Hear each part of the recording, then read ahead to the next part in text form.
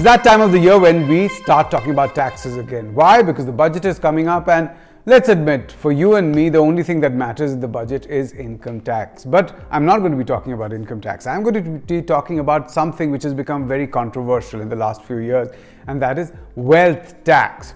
And economists across the globe, except perhaps in India actually, have been saying that the super rich need to be taxed a little bit more, not only on their income, but also on their wealth. And even institutions like the IMF and the World Bank have said that there should be some sort of a wealth tax on the richest people, on those who own most of the means of production of a nation. Oxfam has come up with a new report, which some people have criticized, and perhaps rightly criticized some of its conclusions. But its main point remains correct, that the top 1% today have a large disproportionate amount of income and wealth. Their estimate is that the top 1% has nearly 40% or more than 40% of the country's wealth.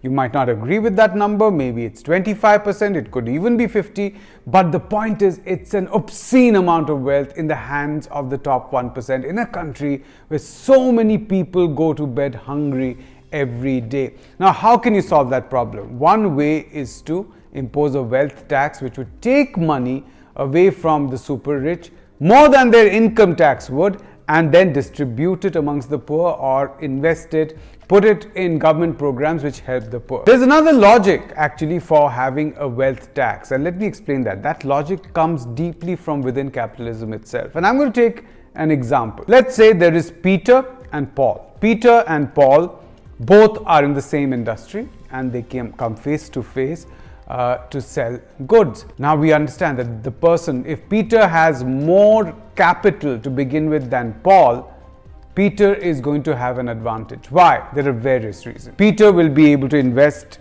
in new technologies, which would be labor saving, and that would help him reduce prices and capture the market. He could, even because of his deep pockets, actually cut prices in the market and say, okay, I'll take a loss, and drive Paul out of the business. Finally, Peter with his capital will be able to employ more people, expand faster, and therefore meet a growing demand faster than Paul, and ultimately be able to take over Paul's company, offer him something that, okay, you're not doing well, you might go bankrupt, here's some money, take it and get out of the business, and therefore Peter becomes the monopoly there. So when you start with more capital, you're always going to have an advantage. So starting with more capital or more wealth creates conditions of inequality, even inherently in capitalism. What happens if both of them start with the same capital? Again, this is the problem. Let's say that both of them have the same capital, but one of them, for various reasons, maybe for changes in government policy, maybe because their factory is closer to a river, maybe because they work harder, maybe they came up with an innovation, whatever happens, they earn a little bit more than the other company. So let's say Peter's company earns a little bit more than Paul's company. In the first year, the gap might be narrow. In the second year, it would increase, and that would turn into savings over a period of time, in addition to capital.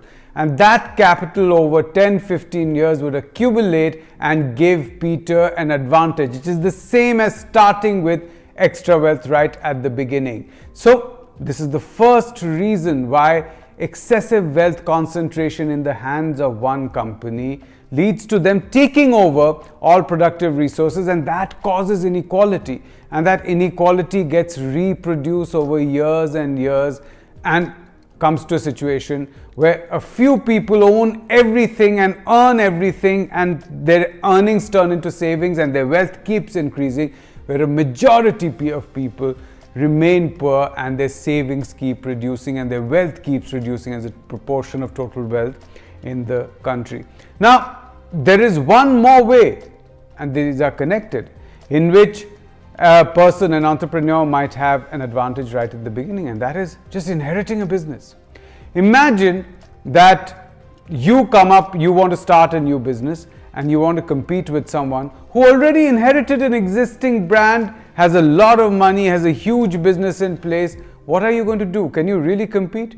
the reality is that unless there are major changes in the economic patterns in society, it is almost impossible for smaller companies to compete against established bigger brands. So if someone is born into capital or inherit capital, again, they have the same advantage as someone who has more wealth or more capital at the beginning of any particular business cycle. So both of these, inheritance and concentration of wealth, are problems which create inequality. When inequality takes place, there are many problems. You might say inequality is bad because everyone should have access to things, equal access, or equitable, not equal, but within a particular range. Some might say that is just, non-economic morality, because why should they have? Someone has better ability, they should have more money. The reality is that what inequality does is that it slows down economies. Because if there is only one person who has wealth and 100 others who don't, then that one person might be producing things which those 100 can't buy. So then what this one person can do is essentially stop investing. They slow down. They turn their investments into financial assets, and they only want to earn from those financial assets without expanding their business anymore. Demand in the economy reduces. This is the nature of inequality. This is what inequality does. It slows down growth. It's not only bad morally, ethically, or even in terms of saying there's so many people who are poor and they should get access to goods. It's really just bad simply in terms of growth.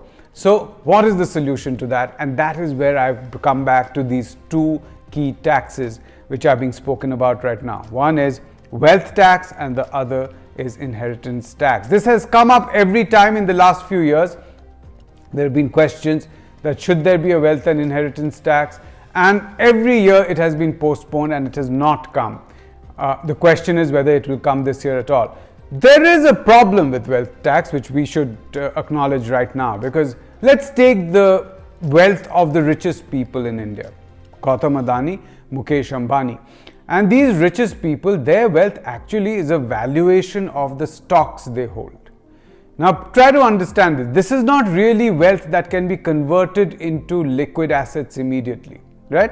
So if Gautam Adani is worth, let's say, $130 billion or something, most of it is because of the stocks he owns in companies, or his shares in Gautam Adani owned companies or his family owned companies where he's the majority shareholder, and the fact that the valuation of these stocks have gone up. Now, there have been arguments that there should be a 5% wealth tax on the richest billionaires. All right. How would they pay this 5% wealth tax? They would have to liquidate those assets, which is their wealth, right? If they went and sold 5% of their stock in the market, they would actually cause a run on their company. Selling off 5% in the open market is not a joke. It changes the value of that company, and automatically the riches of that person itself will drop sharply, right? So it is a difficult process. It is a process in which governments will have to assess what the richest people have, how much of it can be liquidated easily without changing dramatically the valuation of those assets, and what proportion of that can be taken as tax. It's not an easy, straightforward thing where you say 5% of your current net worth is going to be taxed. It's not possible to do that easily. So these are complex questions, but that is what governments and finance ministries exist for. That is what tax experts exist for. And now collecting information is much easier. It is much easier to process information using AI, using machine learning. Similarly, inheritance tax. Inheritance tax, if you inherit stocks and shares, can you really pay a tax without liquidating those in the stock market? What about if you inherited a house which cannot be liquidated in the market because the market is not going to buy anything if there's a real estate slump, right? So again, these are issues which have to be looked at, but they're not issues which cannot be assessed at all. They are not things which cannot be calculated. There might be some excesses over a period of time, so maybe it is better to start slow till you've come up with a formula which works. That is why bringing wealth and inheritance tax might be difficult, but it has to be done, because without that, two things happen. Inequality continues to increase and get perpetuated, and the economy slows down because it affects the aggregate demand in the economy. That's the show today. Keep watching NewsClick. We will be focusing on the budget as we come closer to D-Day. Do like this video, share it as well, and tell your friends about it.